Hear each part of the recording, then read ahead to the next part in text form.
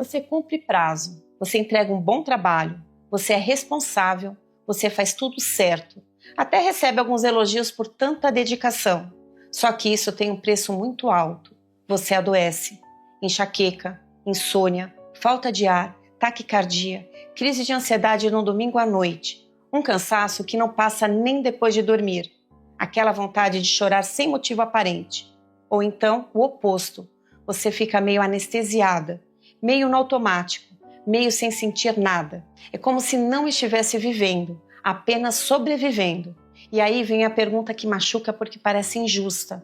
Se eu faço tudo certo, por que eu sinto essa pressão tão insuportável? Parece que estou quebrando por dentro. Hoje eu quero te mostrar uma leitura que muda o eixo, porque a psicanálise não chama isso de fraqueza, chama de sintoma. E eu vou te explicar por que esse sintoma aparece com tanta frequência justamente nas pessoas mais comprometidas, nas que seguram tudo, nas que não querem falhar, nas que não querem dar trabalho, nas que se culpam até por descansar. Olá, eu me chamo Rosana Castro, sou psicanalista e eu vou organizar o vídeo de hoje em 3 partes bem claras. Primeiro, vou falar um pouco sobre o superego no trabalho.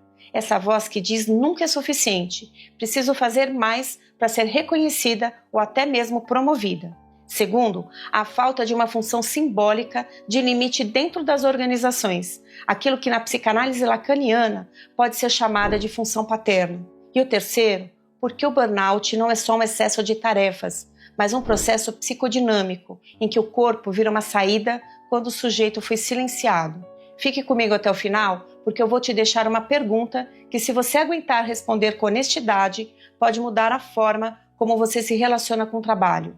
Não é uma dica, é uma chave. Vamos começar do começo.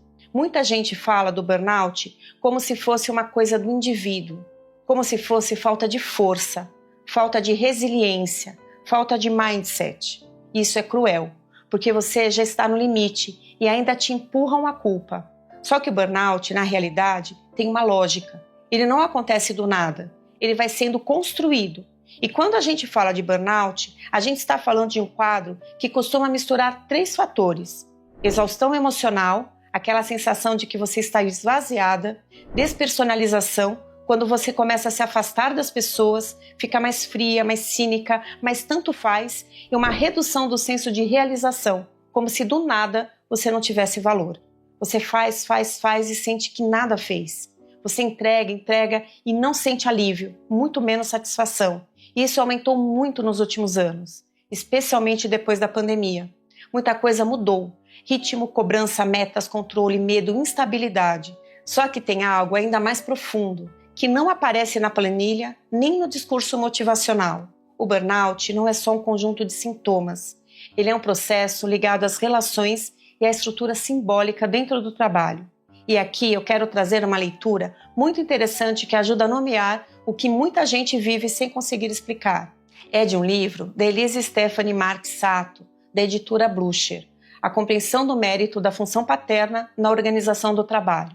Nele, a autora articula a psicanálise lacaniana com psicodinâmica do trabalho e propõe algo que é ao mesmo tempo simples e provocador. Muitas vezes, o que adoece não é apenas o excesso, é a falta de uma função simbólica que organiza o laço no trabalho. E agora eu vou te dizer porque isso muda tudo.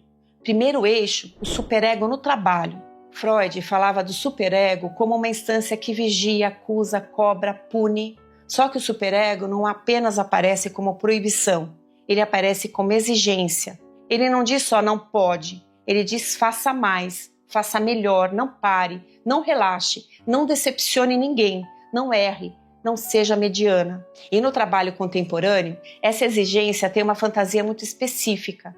A fantasia de que existe uma versão perfeita de você, uma versão que dá conta de tudo sem custo. Sem limite, sem cansaço, sem erro, sem necessidade. E aí, o certo vira um ideal impossível. Você pode estar entregando acima do esperado e ainda sentir que está em dívida, sentir que nunca é suficiente. Você termina uma tarefa e por alguns segundos pensa, pronto. Aí chega uma mensagem, é rapidinho, só mais um ajuste. Preciso disso hoje, você consegue? E você consegue. Sempre consegue, nem que precise trabalhar 2, 3 horas a mais todos os dias. Só que percebe uma coisa? Isso gera muito peso, até porque o alívio, a sensação de dever cumprido e até mesmo o descanso entre uma atividade e outra nunca vem. Vem um novo peso. E isso é um sinal muito claro de que você não está trabalhando só com demandas externas. Você está trabalhando com uma demanda interna, superegóica, que não se satisfaz. Por isso, tem gente que recebe elogio e não acredita. Tem gente que é promovida e, em vez de sentir alegria, sente pânico. Tem gente que poderia descansar, mas se sente culpada. Tem gente que diz, não consigo fazer isso agora e passa o dia inteiro se punindo por dentro. E sabe o que acontece quando essa lógica vai se acumulando?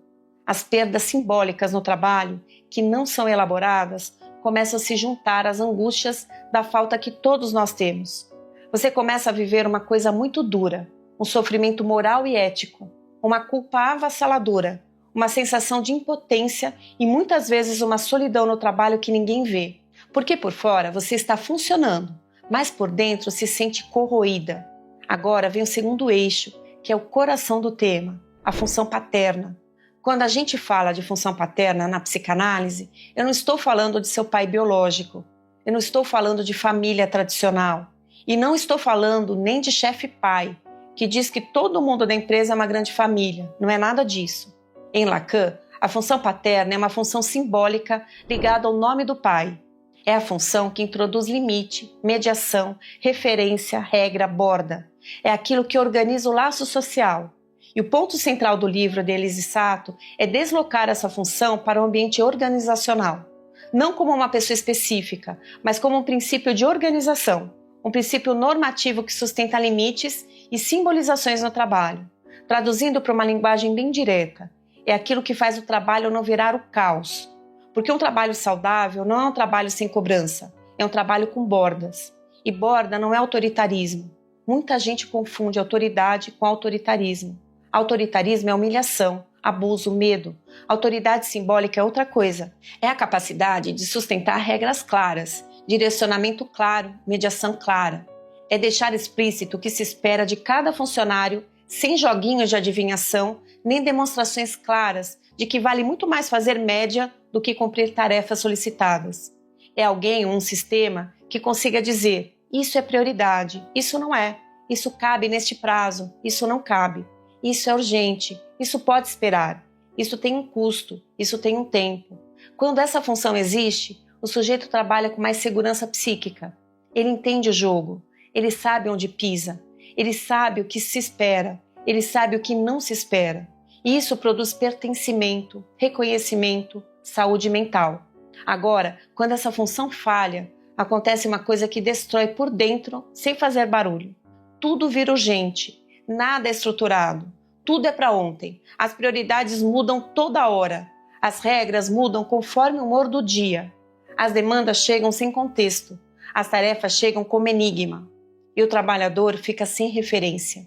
E quando você fica sem referência, o que aparece? Ansiedade. Porque a ansiedade muitas vezes é falta de borda. Você passa a viver no estado de alerta. Você tenta antecipar para não ser pega de surpresa. Você tenta agradar para não ser descartada. Você tenta adivinhar o que querem de você.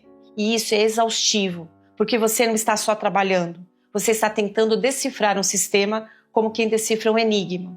Produza sem parar ou eu te devoro. Parece que a todo instante ecoa essa cobrança. E aqui eu quero te dizer uma frase que costuma doer porque explica demais. Quando ninguém sustenta a função de limite, o sujeito paga com o próprio corpo.